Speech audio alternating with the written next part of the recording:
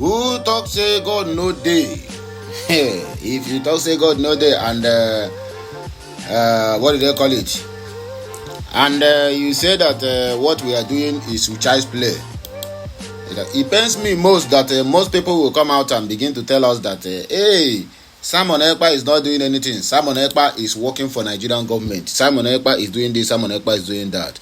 But make una see wetin dey happen now. Do you know that this so-called Zoological Republic of Nigeria is about to terminate the contract? I mean, their bilateral business agreement that they have been. They have been doing with the people of Finland because of Simon Ekpa, because of BG, and because of Biafra, because they refuse to repatriate Simon Ekpa. Our Igbo brothers will come out and tell us that, oh, Simon Ekpa is working with the zoo. I will read it for you people, and you hear it with your own ear. That because they refuse to repatriate Simon Ekpa, they refuse to hand over Simon Ekpa to the Nigerian government. But Nigerian government will come out and tell you that Simon Ekpa is not their problem. Look at that stupid idiot called Parara. Say, hey, Simon Ekpa is scamming the Igbos. Yet I never see him one day come out and say Tinubu is scamming the so-called Zoogeria. When somebody talk now, they say, oh, you're attacking somebody because he said the truth. What is the truth? That the zoo government now is about to terminate the contract they have been, the business bilateral agreement they have with this country called Finland for a very long time because of Simon Ekpa, because of BG, because of he is fighting, because they are shedding Simon Ekpa to fight for Biafrans. You see him? He play the show, but there's no problem. He who no believe in the morning must surely believe when it is dark. According to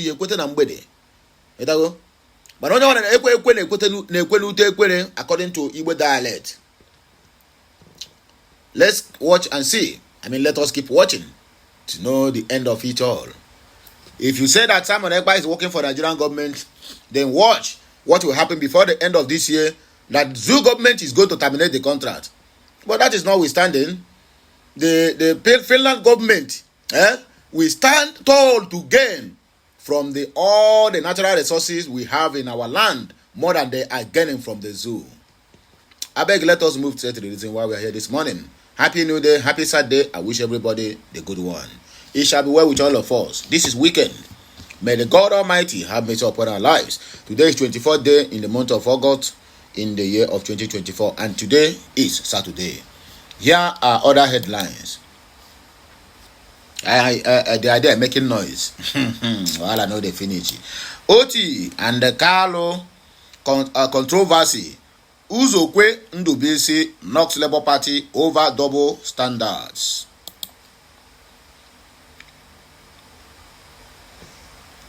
Very disappointing. Worst CJN ever. Human Rights Writers Association slams retiring Justice Ariwola.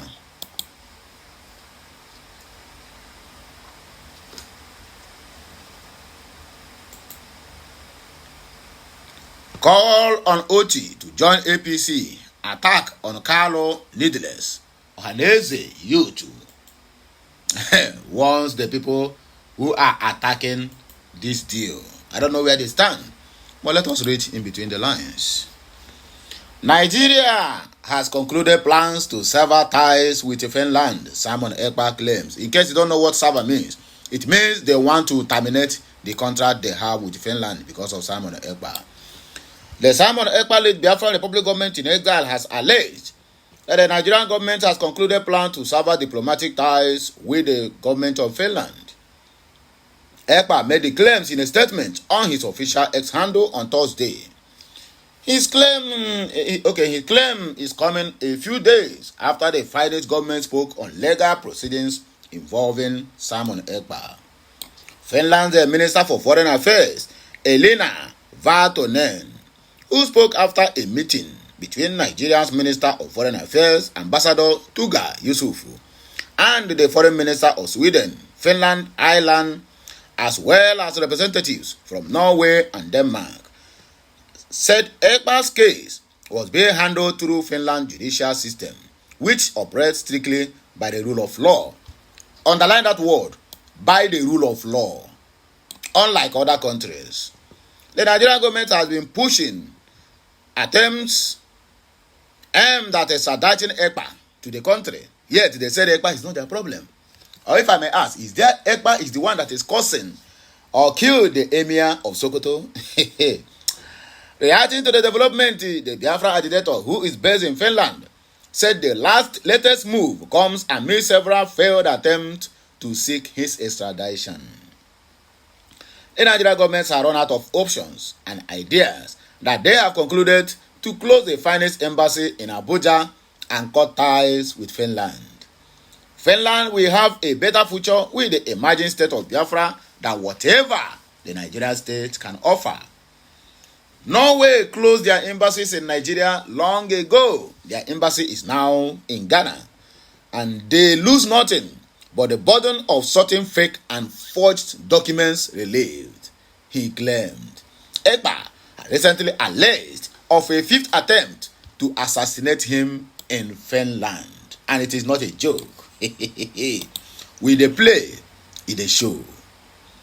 Political analyst Uzoku Ndubishi has criticized supporters of the Labour Party for what he described as selective amnesia in their reaction to a recent invitation by the Deputy Speaker of the House of Representatives, Right Honorable Benjamin Okezie Kalu, urging Abia State Governor Alex Otti to return to the All Poverty Congress (APC). Ndubisi voiced his concern about the perceived hypocrisy among Labour Party supporters, accusing them of ignoring Otti's past shift in political allegiance. In a statement, Uzoku remarked, initially, I didn't want to comment on this matter, but the blatant hypocrisy among Labour Party supporters who conveniently forget that their revered Otti did the same just months ago is infuriating. The analyst recounted Governor Otti's political journey, noting that after unsuccessful attempts to win the governorship of Abia State under the All Poverty Grand Alliance, which is APOGA, in the 2015 and 2019, Otti switched to APC in 2020. However, when Otti failed to secure the APC's governorship ticket for the 2023 elections, he joined the Labour Party, where he eventually won the governorship. Ndubisi pointedly stated, sometimes I wonder how people can forget something that never happened except perhaps through selective amnesia. In his critique, Ndubisi contrasted the reactions of Labour Party supporters during Otti's aggressive campaign in Imo State with their response to Carlos' recent invitation. He urged that while Otti was praised for strengthening the Labour Party, Carlos' gesture was met with media attacks, which Ndubisi believes were orchestrated by Otti's teams. Nobody labeled him a monster. Nobody paid social media influencers to attack him, Ndubisi observed. The analyst also questioned whether Otti would show the same level of commitment to the Labour Party if he were to campaign in Edo State, hinting at the possibility of similar controversies. Let's see if he will not assure his followers that Labour Party will take over the government house of Edo State, Ndubisi speculated. Very disappointing and the worst CJN Zoo ever produced is Ariwola, whatever they call his name. The Human Rights Writers Association of Nigeria, Horiwa, has slammed the retiring Chief Justice of Nigeria, Honorable Justice Olukayode Ariwola, saying there's nothing the ordinary Nigerians will celebrate during his tenure as CJN. Daily Post report that Ariwola has retired as the Chief Justice of Zoogeria, having clocked the age of retirement. Horiwa described Justice Ariwola's tenure as one of the most disappointing in the history of the nation's judiciary, citing nepotism, alleged corruption, and a blatant disregard for the principles of fairness and justice as the defining characteristic of his leadership. Yoruba Ronu is what we are running in Zoogeria. CJN Yoruba, Minister of Justice Yoruba as well. Horiwa described Justice Ariwola's tenure as one of the most disappointing in the history of the nation's judiciary. According to Horewa, Justice Ariwola's tenure left the judiciary in disarray, significantly tarnishing its credibility. One of the most troubling aspects of his time in office was the introduction of nepotistic practices in the appointment of judges, Horewa said in a statement signed by Emmanuel Onwubiko, its national coordinator. The association highlighted the appointment of Justice Ariwola's brother, Adebayo Lateef Ariwola, as the head of the audit department at the National Judicial Council, a role that directly answers to the Chief Justice, who is also the chairman of NJC. The situation, the group argued, presents a clear conflict of interest and raises serious questions about the integrity of the NJC's financial operations. Beyond this, the association condemned Justice Ariwola's involvement in securing a judicial appointment for his son, Olukayode Ariwola Jr., as a judge of the Federal High Court. This move, which was met with a widespread public outcry, exemplifies the deeply entrenched culture of nepotism that has taken over or that has taken root under Justice Ariwola's leadership. It added, the same way it is in Asorok, the same way it is in the judiciary. Zoogeria, please, which way forward? Justice Ariwola's actions have set a dangerous precedent, encouraging similar behavior among other judicial leaders, because Nigeria, whatever that starts, never have an end. The one that enter now, she's going to do her own as well. And the country will keep on spoiling. And you want me to preach one Nigeria, my food. For instance, the chief judge of Abuja, Justice Hassan Baba Yusuf, following in Justice Ariwola's footsteps, appointed his daughter, Mariam Baba Yusuf, on the bench as a judge of the Abuja High Court, and allegedly included the daughters of the influential politicians, former governors and ministers among the newly appointed judges. The implications of these actions are there for the Nigerian judiciary. A federal court judge recently remarked that in Nigeria it is nearly impossible to become a federal high court judge without connections to powerful individuals. This underscores the extent to which corruption has polluted the judiciary appointment process, Horewa further alleged. And the last but not the least, call on OT to join APC. Attack on Carlo is needless and any use. Apex Igbo Social Cultural Organization Haneze Ndi Believe Youth Council Worldwide has waded into the attacks on the House of Representatives Deputy Speaker, Right Honorable Benjamin Carlo, over his declaration that All Poverty Congress APC will take over Abia State in 2027. It could be recalled that Carlo, while appearing on media, had declared that as number 6 citizens in the country, his state won't remain in opposition. His speech has attracted wide condemnation, especially from members of the Labour Party, Governor Alex Oti's political platform. However, in a statement made available to journalists on Thursday, the national president of Ohaneze Ndi Believe Youth Council Worldwide, Mazi Ukwu Nabike, said the attack on Carlo was needless. He was one of the opinion that the political statement as made by Kano did not in any way demean the office of the governor. This one is just a political statement. According to him, we are concerned to react to the unfortunate comments that have trailed the statement made by Deputy Speaker of the House of Representatives, Honorable Benjamin Carlo, in which he quoted the Abia State Governor, Alex Oti, to join his party, the All Poverty Congress APC. We have taken our time to digest the remarks made by Honorable Kano and did not find any disgrading remarks against the person and office of the Abia State Governor, Chief Alex Oti. All he did was woo the governor into the APC, a party Oti formerly belonged to before his defection to the Labour Party. We find nothing wrong in Carlo cutting his former APC member and asking him to rejoin the party to enable Abia to be part of the ruling party in the center.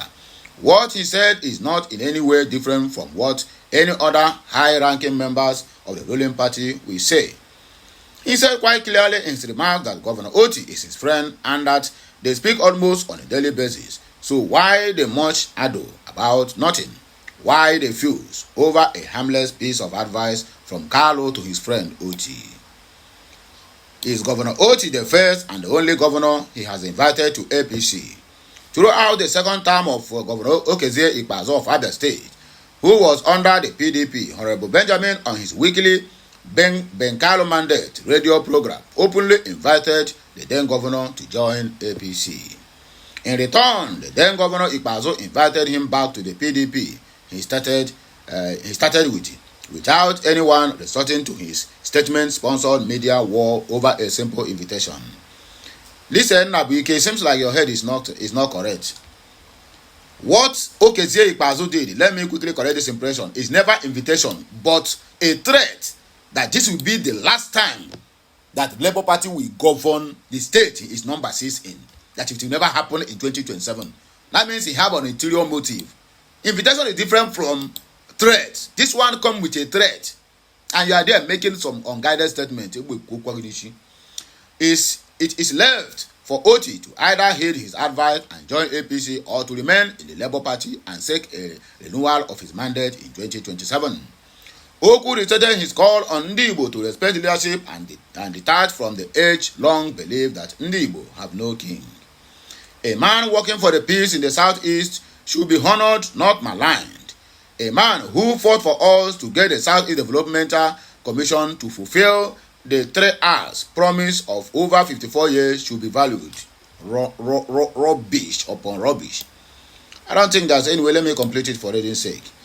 He wants the best for the Southeast, and if in his political philosophy he believes that it is best for all the big stakeholders in the region to come together under a platform for our good, it is within his right to advocate and lobby for it.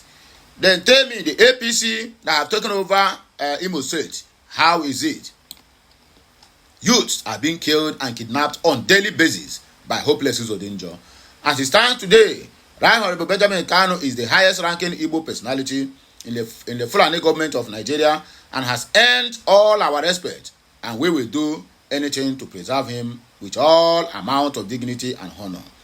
Any attack on him is an attack, open attack to the youths of Igbo land, annual here, and we will respond accordingly. Enough is enough. We are pleased with his work. What is his work? Hey, Chineke, God have mercy. Anyway, he don't chop. They are giving him money to come here and vomit nonsense. I didn't blame him. Accordingly, we urge Ndibo to accord him the respect he truly deserves. We shall not fold our hands and watch anyone insult him for no just cause. Oku warned. No problem. I will find your handle, and I must deal with you. My people, now here we go take back break. I beg, like, share, comment, and make sure to subscribe to my channel for more interesting videos. Okay, Messiano.